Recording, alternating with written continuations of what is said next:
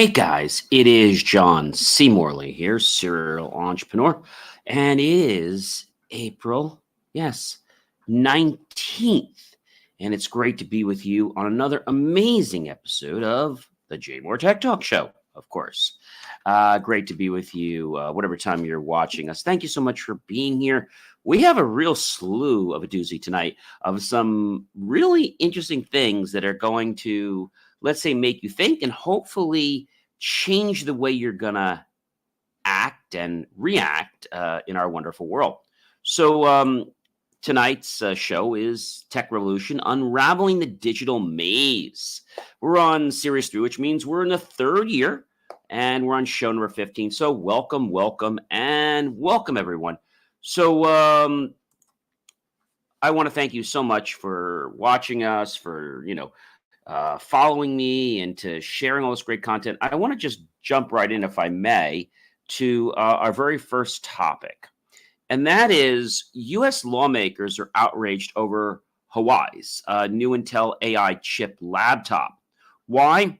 Well, I think the interesting thing about this is that the U.S. didn't know the Huawei was making this laptop, and that they were using an Intel chip. So that's a big problem. So why would the U.S. care about Huawei's AI Intel chip laptop? Why would they care? Well, they're angry. And they're angry because they're concerned. And so they're worrying about security, which I think is a very notable thing. And, they criticize the Biden administration after sanctioning the Chinese telecom equipment. The giant Huawei unveiled this laptop now after they did this, and it was powered by an Intel AI chip. So the United States placed Huawei on a trade restriction list in 2019 for violating the Iran sanctions, part of a broader effort to hobble Beijing's technological advances. And placement on the list means that the company's suppliers have to seek special, difficult-to-obtain license before shipping it. So one issue happened during the Trump administration and allowed Intel to ship central processors to Huawei for use in laptops since 2020. Now, China had urged the Biden administration to revoke that license, but many grudgingly accepted that it would expire later this year and not be renewed. Huawei unveiled, like I said recently, the AI-powered laptop by Intel, the MateBook X, and it's powered by the Intel new Core Ultra 9 processor, shocked and angering them because it suggested to them that the Commerce Department had approved shipments of the new chip to Huawei. And one of the greatest mysteries in Washington, D.C. is why the Department of Commerce continues to allow U.S. technology to be shipped to Huawei. I don't know. Republican Congressman Michael Gallagher, who chairs the House of Representatives Select Committee on China, said in a statement to Reuters, this is a problem. And a source familiar with the matter said the chips were shipped under a pre-existing license, and they are not covered by recent broad case restrictions on AI chip sanctions to China. And the source and other person had been noting that. So I think it's a big problem. So we're concerned about them getting ahead, them causing challenges, right? So let's jump on to another point, and that is the SAG-AFTRA. This is really cool. So the SAG-AFTRA secures an AI protection with several, record labels. I think this is pretty amazing. The deal that they did, it's a tentative deal, but it could protect artists' rights in music. And so the union represents actors, musicians, and other artists, and they signed a deal with several major record labels to put safeguards in place if and when the labels use artificial intelligence in songs, should that ever happen. Now, the SAG-AFTRA has tentatively signed a multi-year agreement with Warner Music Group, Sony Music Entertainment, Universal Music Group, and Disney Music Group to increase actor royalties, improve insurance access, and align interest on AI, which will be interesting. And the agreement extends over a 5-year period between 2021 and 2026 and will act as a framework for how AI can and cannot be used in the music industry. we're going to have to see what happens, but I know there's going to be problems, whether it's Adobe, whether it's other companies that have these different generating systems. They could be a real serious problem. Another thing I want to bring to your attention is Roku. So Roku was hit. Yes, ladies and gentlemen, Roku was hit by a massive cyber attack. So massive that was over 500,000 accounts impacted in the cyber attack. And those of you that don't know, Roku is a streaming service provider, and they recently said, quote, it identified a second cyber attack that impacted about 576,000 additional accounts while investigating a breach that affected 15,000 user accounts earlier this year.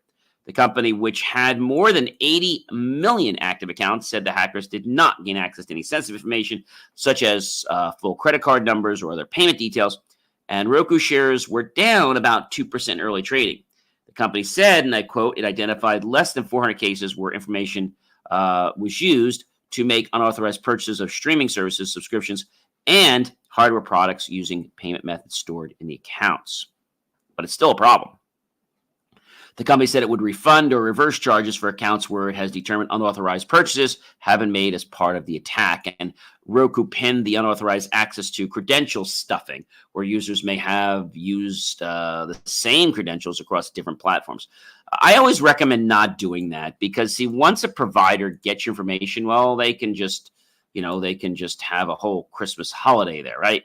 And these are problems I feel that are going to continue to grow. So we have to be more vigilant with things like, using two-factor. I actually use three-factor authentication on my accounting system. But I think it has to come down to, what are we doing? What are we expecting? And how are we allowing our world to operate? I mean, I think that is the biggest challenge, ladies and gentlemen. I mean, actually the biggest challenge, okay? So we're going to have to see, what happens, why things are happening a certain way. But the one thing is sure, cyber attacks are not going down. In fact, they are increasing. That's right. They are increasing. And I think the fact that they're increasing has some people a little bit, how can we say, panicked. A little bit panicked because they don't know what to expect. They don't know why people are doing things. They don't know what's happening. They don't know why things are happening. And what should they be doing? Right? They don't know what they should be doing. And that might mean to you that, there could be some slight communication issues. There could be some challenges with people, right? That's the bottom line. And it doesn't seem to cause a problem until it causes a problem. You know what I mean? That's the whole thing. It doesn't cause a problem until it causes a problem, but then eventually it causes a problem. I mean, it causes a very, very big problem, a problem that I feel a lot of people in our world are not prepared for. They don't know necessarily why this is happening, but they know that they have to deal with it. That's the big thing. They know that they have to deal with it, and they're like, oh my gosh, what am I going to do? How am I going to handle this? What am I going to do now? And it's not a case of the ifs and things like that. It's a case of how people are deciding to become, let's say, connected. And, like these large companies, you think that they're doing everything right, but the problem is they're not. And then by the time we realize that they're not, well, it just causes a problem. And what will happen with that problem is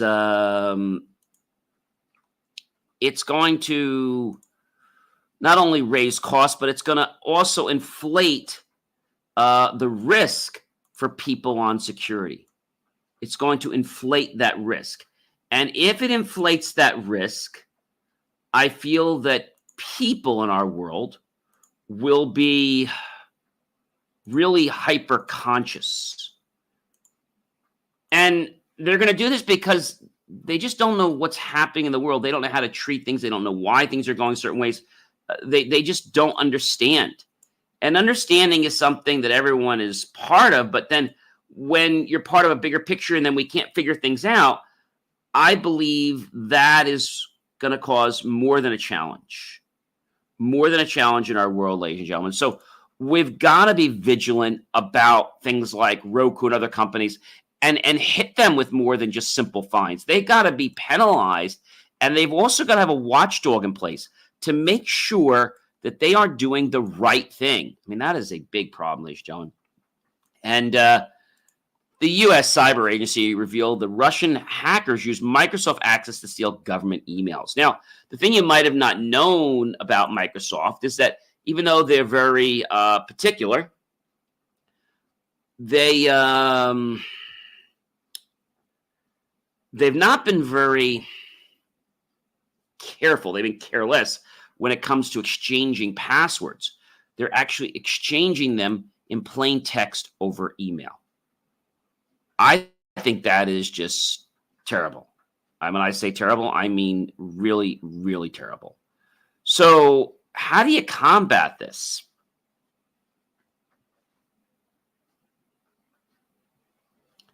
I think the best way to combat it is to realize that Microsoft's not the only game in town. And when our government of the United States relies on Microsoft, all I have to say about our government is shame on you, shame on you, shame on you. You should be embarrassed with the fact that you have a bid with Microsoft. And Microsoft's no picnic either. You know, they say that they're handling it, but I mean, this is my question, what is Microsoft doing with the attack against their email system? I mean, what's going on?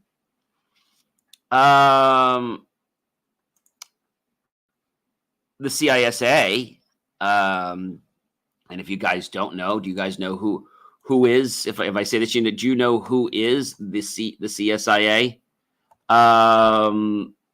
So the CISA, excuse me, I was just changing the letters. CISA. So the CISA is the Cybersecurity Infrastructure Security Agency, and for them to put out a briefing is pretty serious. So the U.S. Cybersecurity said, and I quote, emails were stolen from federal agencies in connection with the compromise of Microsoft's corporate email system by the nation-state threat actor known as Midnight Blizzard. And the U.S. Cybersecurity and Infrastructure Agency published this recent knowledge about the emergency directive and confirmed that a Russian state sponsored the hacker group and was able to steal emails from federal agencies in connection with the breach of Microsoft executive accounts and thus got passwords. Do not put passwords in emails. That's not where they belong. And through the compromise of Microsoft's corporate email accounts, Midnight Blizzard had, quote-unquote, exfiltrated mail correspondence between federal civilian executive branch agencies and Microsoft. And the CISA is concerned, close quote. Another quote from them is the threat actor is using information initially exfiltrated from the corporate email systems, including authentication details shared between Microsoft customers and Microsoft by email to gain or attempt to gain additional access to Microsoft's customer system.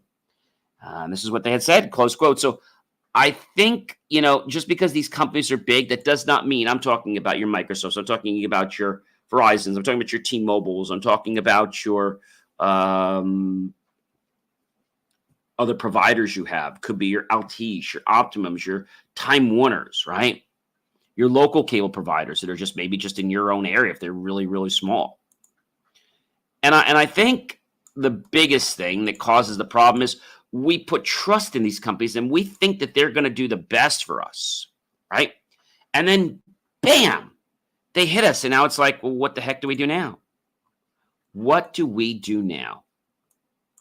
And maybe you don't know what we do now because you're thinking that they're going to do everything right for us. But the truth of the matter is they're not.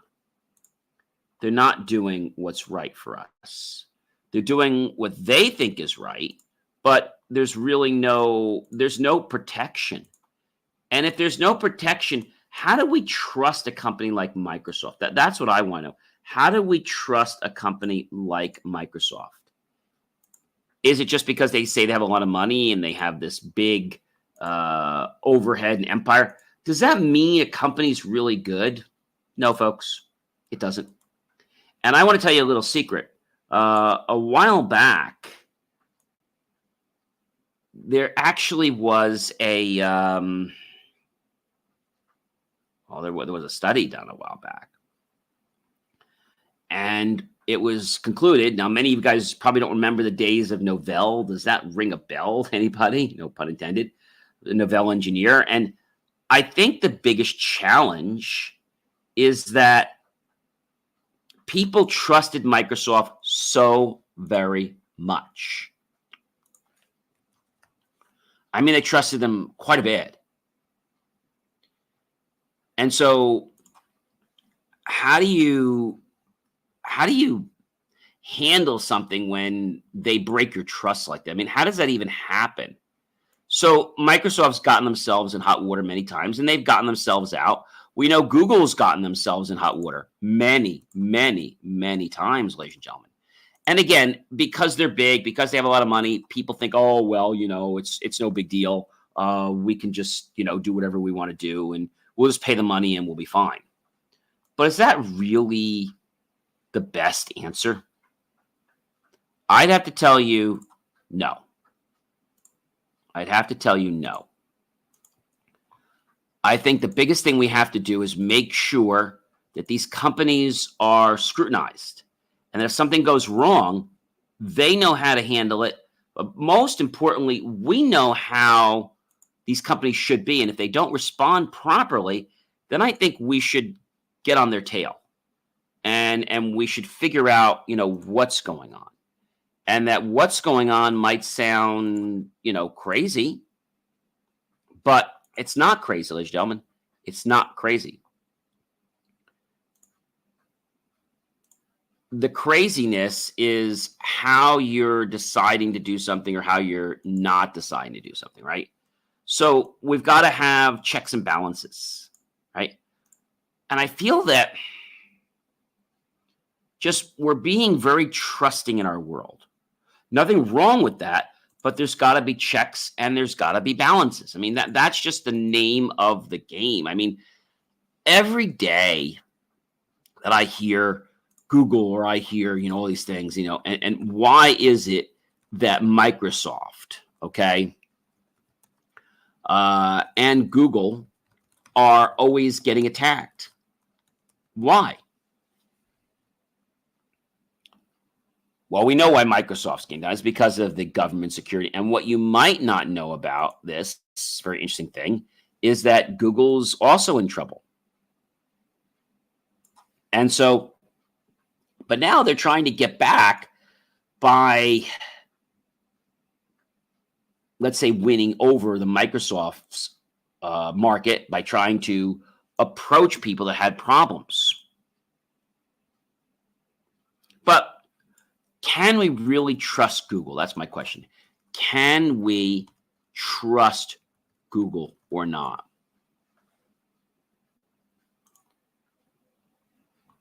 I say the answer is no.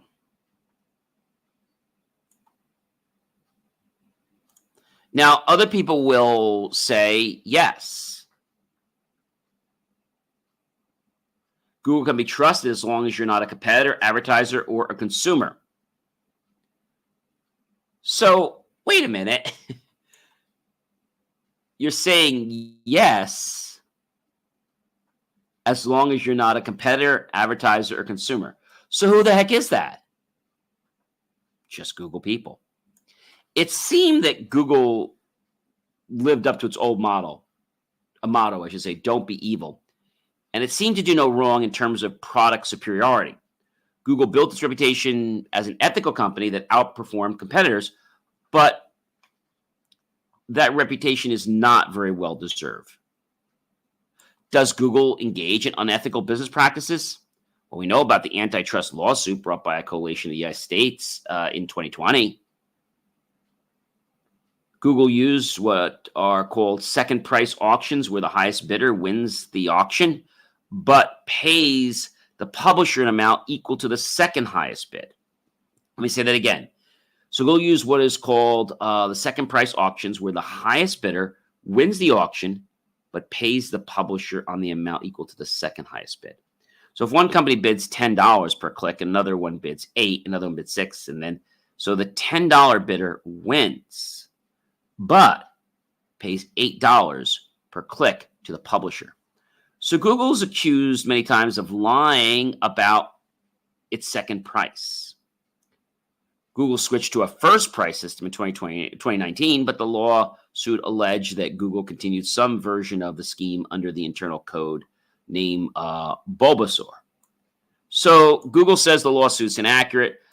I got to tell you something. Any company that spies on you that much, I have no respect for them. And I've switched to things like, DuckDuckGo and stuff like that. And I think it's because as people, we want to be able to know that we can do what we want to do and not have it be over our shoulders. Does that make sense, everybody? Not have it be over our shoulders. And if it's not over our shoulders, then maybe, just maybe, it may have potential.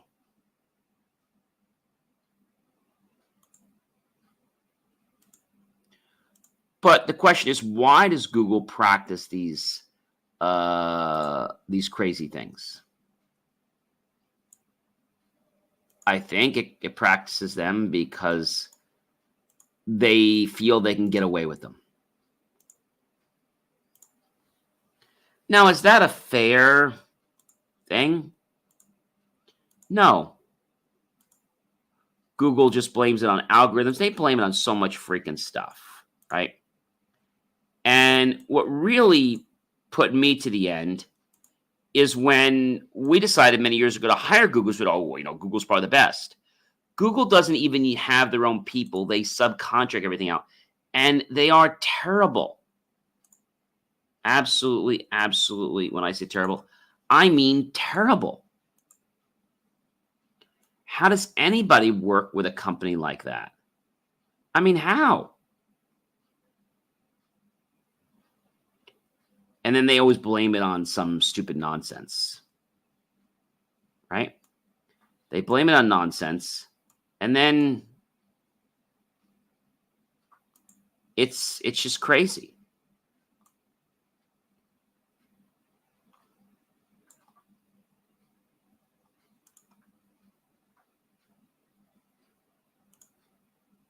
It's crazy because you don't think a company like this would do this.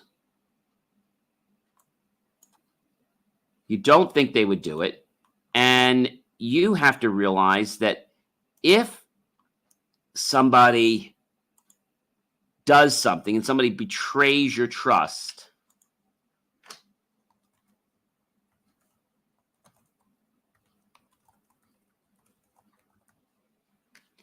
do you trust them? Let me ask you this. How many times do you stop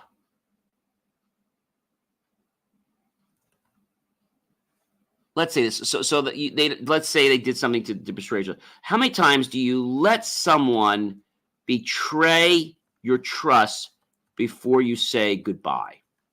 I want to ask that question right now. If someone were to betray your trust right this very moment, how long would it take you to trust them all over again?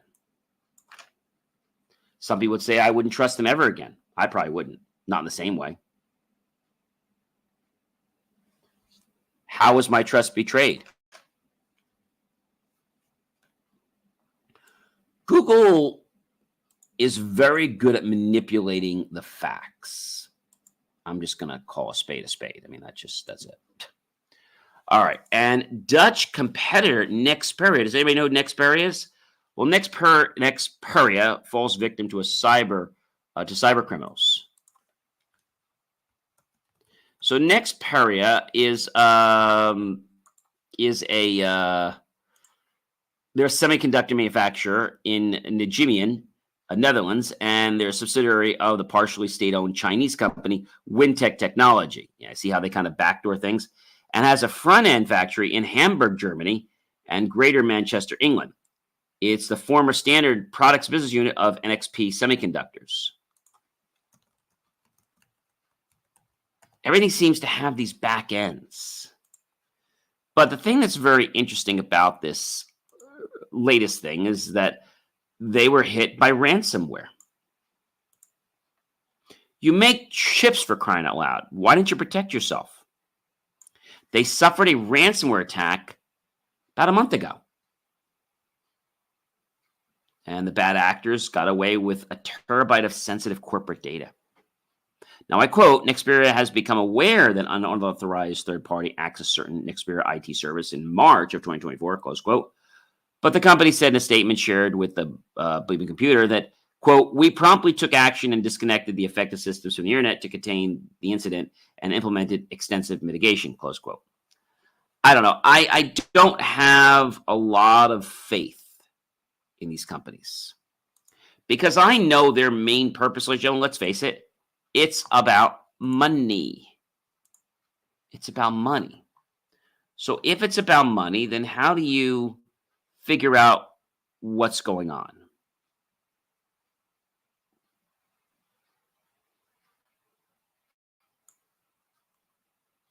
How do you figure that out?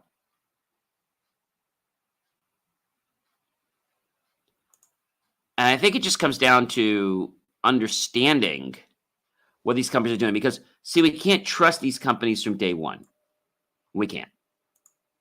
As much as you want to trust them and you think they're like the greatest thing, you cannot trust these companies. You just can't. So when I learned that places like, Google and stuff like that were having challenges and other companies are doing it, and Microsoft and stuff, Microsoft was never great when it came to security. That's what I was going to tell you before. They were all about one thing. And the one thing they were about was saying they were best in security, but they weren't. Novell was always better than Microsoft in security. Novell was always better than Microsoft at security. You might have remembered Novell, an American software and services company. They were in Provo, Utah, and they existed only from 1980 until 2014. And most of the significant product was multi-platform network operating systems known as Novell NetWare. So the question is, why did Novell go out of business? They were very solid software. So interesting. Novell really had a very big year. Okay. And Novell pulled in some of the best and brightest of its certified Novell engineers, gained into battle through regional competitions to gain the honors of competing at European level. They were great.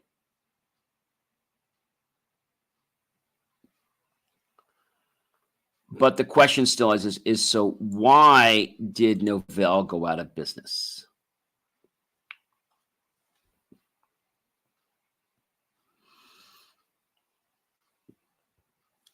It happened because they didn't look at the market. They were so much thinking that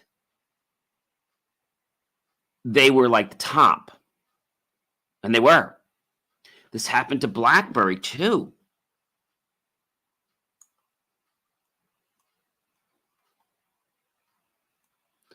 And Novell was pretty good, but they couldn't figure it out. They couldn't turn it around. They peaked and they threw it all away in 1 year. That's terrible.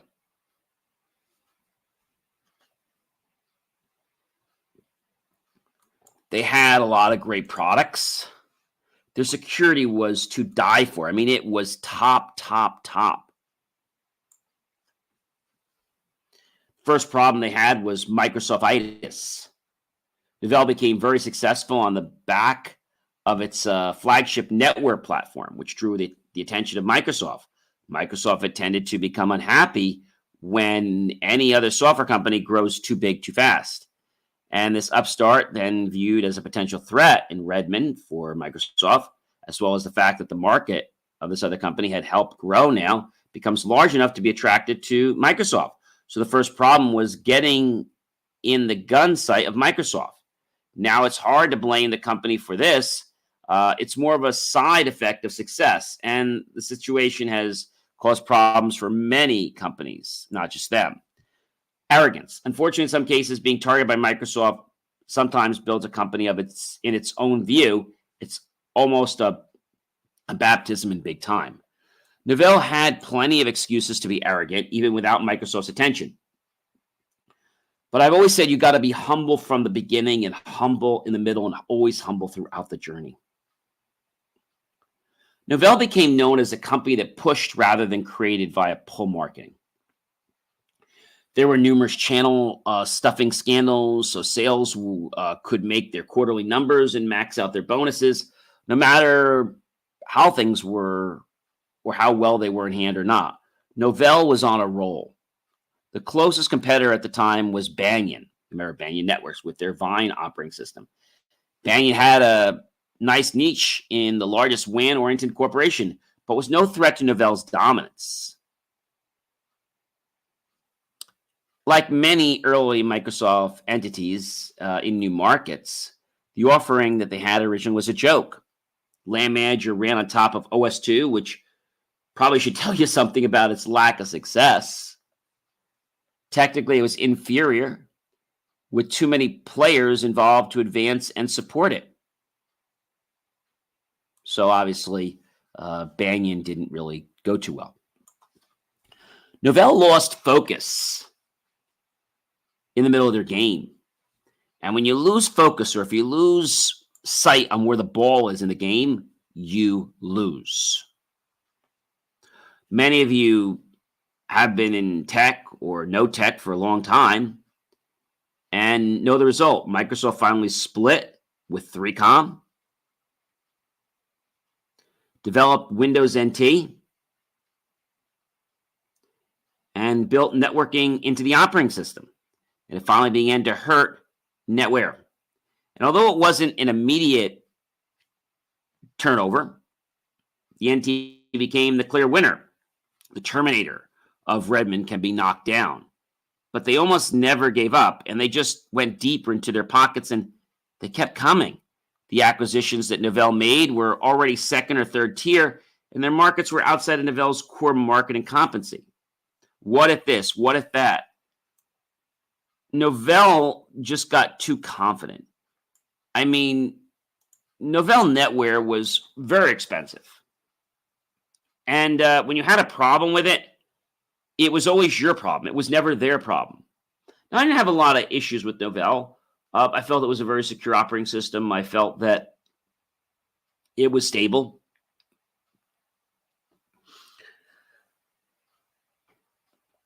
Setting up permissions on Novell was a lot easier than setting them up in Microsoft, because Microsoft wasn't good on recursive permissions. Novell was much, much better. But we got to keep track of what the Dutch are doing. And we also have to keep track of where their parents live. And it looks like they're living in Germany and China. All right, well, Apple loses the bid, and you probably want to know what I'm talking about by this. So they lost the bid to throw out the United Kingdom's lawsuit over basically the App Store fees. So Apple had opened a new tab to dismiss a lawsuit, and it was valued at nearly $1 billion.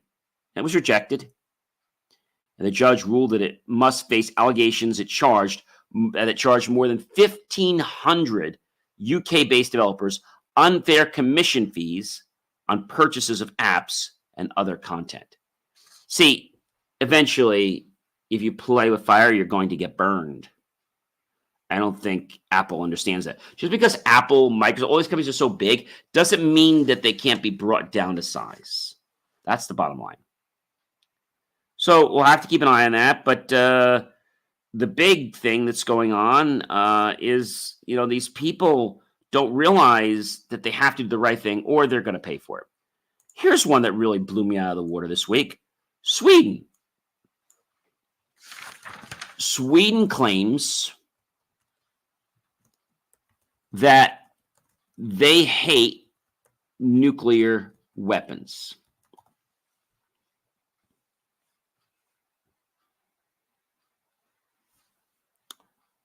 So the interesting thing is they changed. They opposed nuclear weapons in the 1960s. Okay, you probably know the story. Right after World War II, neutral, peace-loving Sweden embarked on this ambitious plan, build its own atomic bomb, which came. And the extent of Sweden's nuclear program was uncomfortable for politicians to handle. And so they attempted to build their own atomic bomb.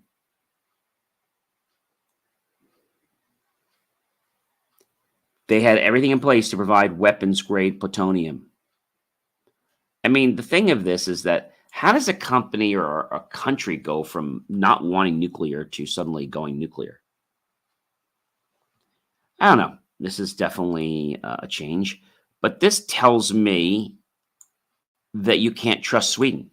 They seem very passive and docile. Watch out. They're here to come after your life. So I'm not trusting of Sweden anymore. And the UK competition watchdog had real concerns and still does over what we call big tech AI dominance. They include things like text and image generators such as ChatGPT. And, the CMA had found interconnected web of AI partnerships involving some firms like Google, Apple, Microsoft, Meta, Amazon, and chipmaker we know, NVIDIA, and other chip makers. So if the UK competition had concern about AI, shouldn't we be concerned about it? I still think that AI needs to have a guidance before it can totally just be let in the world, right? There has to be some rules. But we'll keep an eye on that for you. And mob incidents are rising. They call them smash and grabs. Have you heard of that? Yeah, so smash and grabs are on the rise. And we had CNN, we have Newsweek, a lot of people were reporting on these things. But so how does a smash and grab, the question you might be asking me, John, is how does a smash and grab work? So it's a particular form of burglary, and this comes to us from Wikipedia. It's a form of burglary or looting that involves smashing a barrier, usually a display window in a shop or a showcase, grabbing valuables, and then making a quick exit without concern for setting off alarms or creating any noise. Typically, display windows and showcases are enclosed in certain areas, such as shopping malls and office buildings.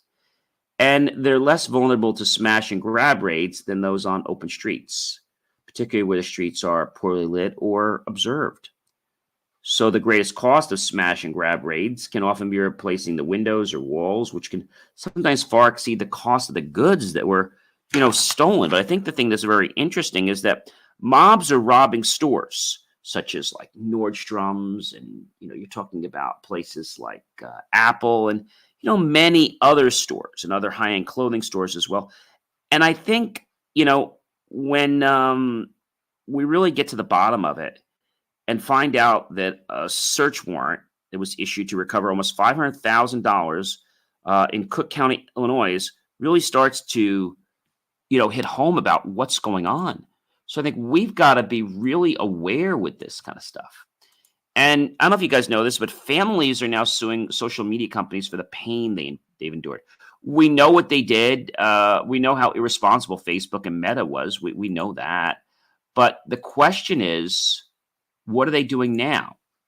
This is my real question for you.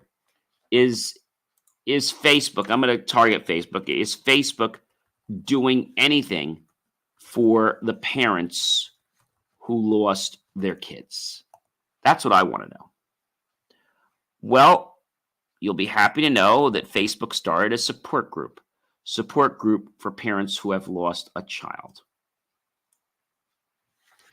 And I don't think it was done by Facebook. I think it was done by, basically, it was done by a parent, and they put it on the platform. So the lady who started, she says, "Hi, my name is Julie. When you lose a child, it's hard to speak to anyone about it. I found the only real people that will understand how it feels to lose a child are people who have been through the same devastating experience." So I think Facebook doesn't do anything directly. And they have a very interesting thing that's in this other one. There's like parents who have lost their sons. And the question is, you come in there and you answer all these questions, right? And they admit you on your answers.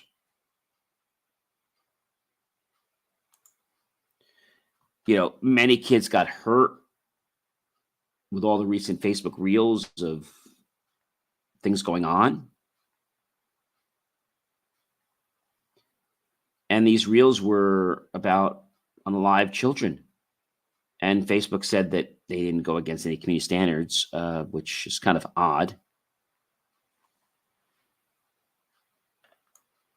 The thing is, nothing really bothers Facebook unless it has a potential of going legal.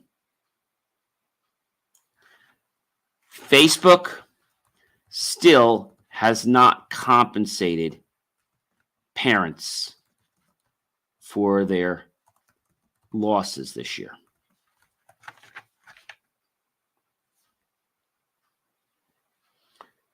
So they have a page now ran by The Hill. And Facebook has a $725 million settlement. And this is about the Facebook privacy issue. But there are many other issues, like I was telling you. So the reason that this thing that's been going on now is that they weren't getting satisfaction. So they said, okay, fine, we're going to take matters into our own hands.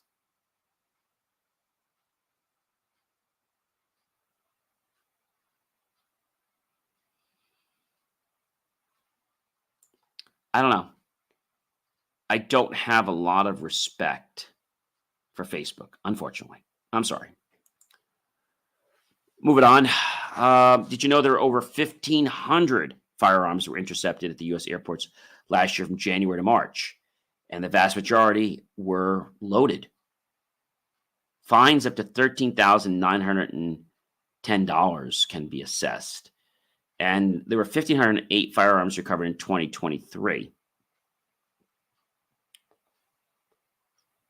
This is a big problem.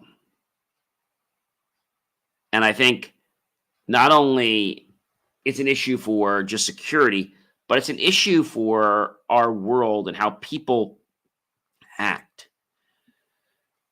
So, people contest things. They want to have a gun. Some people don't want people to come. There's all different stories about it. But the fact that over 1,500 firearms were intercepted, that just blows my mind. Tells you people are a little messed up. Me too. Change Healthcare faces another ransomware threat. Did you know that? Yes. So Change Healthcare faces another threat. And if you want to know what it was a ransomware threat. So Change Healthcare ransomware hackers received approximately $22 million in payment And now a second group is demanding money and has sent wired samples of what they claim is the company's stolen data. Don't trust them.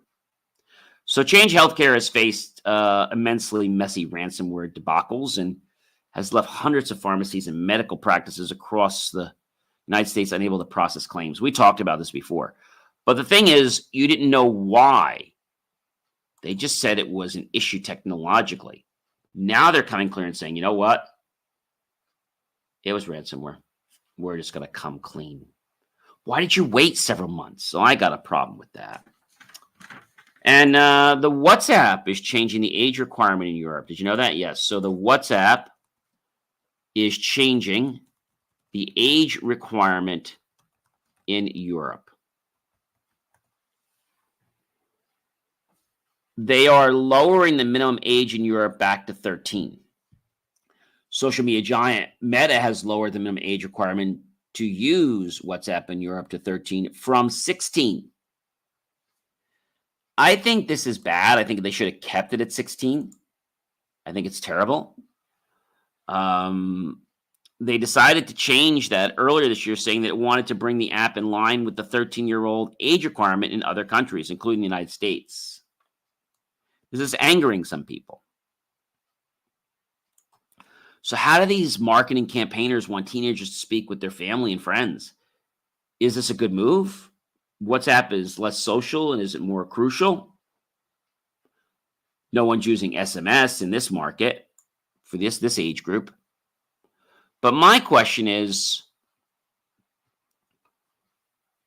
this going to be an impact on their life, something that could potentially cause them more challenges? The messaging service, which is Meta, acquired a decade ago, says on its website that the change ensures a consistent minimum age requirement for WhatsApp globally. But the lower age limit has ignited criticism from children's rights advocates in the UK, who argue that it further exposes young people to a slew of well-documented online harms and risks. So the UK is concerned about this. Will it get changed? I don't know. CNN also reported last year that Meta CEO Mark Zuckerberg had personally and repeatedly thwarted initiatives meant to improve the well-being of teens on Facebook and Instagram and the company's other platforms.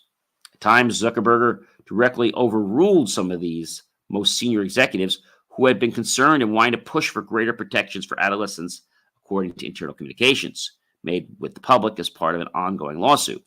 But we can clearly see that Mark does not care about anybody but himself and maybe his family. He's all about the money. I don't know, Mark.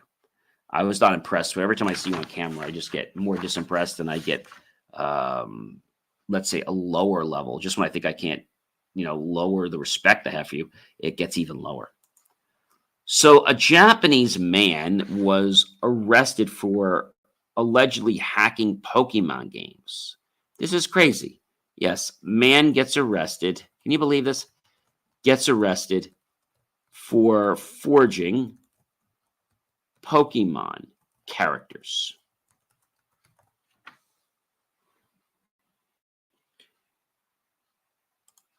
And so what he did, he was arrested for fraud after forging things. But it was interesting because there was a guy in 2021 that got arrested after forging popsicle sticks to win Pokemon cards.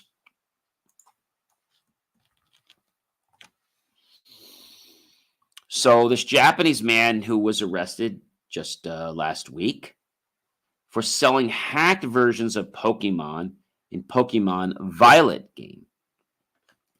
The crypto police have arrested this 36-year-old interior decorator, Yasuhiro Yamakura, I think if I say that correctly, under suspicion of violating Japan's Unfair Competition Prevention Act by selling hacked versions of Pokemon in the Pokemon Violet game for Nintendo Studio. The man was arrested during a cyber patrol on April 9th, and the suspected allegedly modified Pokemon abilities with special tools and sold them for approximately 13,000 yen, which is basically $84. each between December 2022 and March 2023. He reportedly made millions of yen during that time, and when questioned, the suspected state, he made the sales to support himself. I don't know, guys.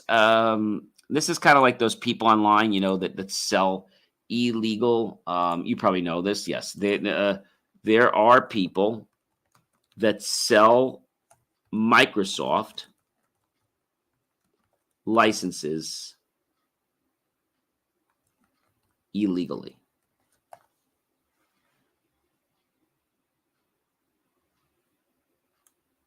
That's terrible.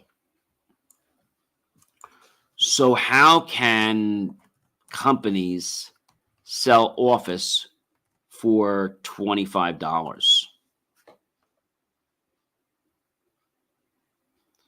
I mean, is it legit, right? So they're usually what they call enterprise keys being sold, and MPSEs or EA keys, and they can be used multiple times. So the eBay seller buys one legitimate key and he resells it 50 times. Sometimes there are also educational keys. Some eBay sellers pretend to be education institutions, get really cheap MS licenses, and sell them. Terrible. Some people also get the OEM licenses, original equipment manufacturer license, and they're only supposed to be sold with a new PC. They decide to just sell them on the market, and voila, not really trusting.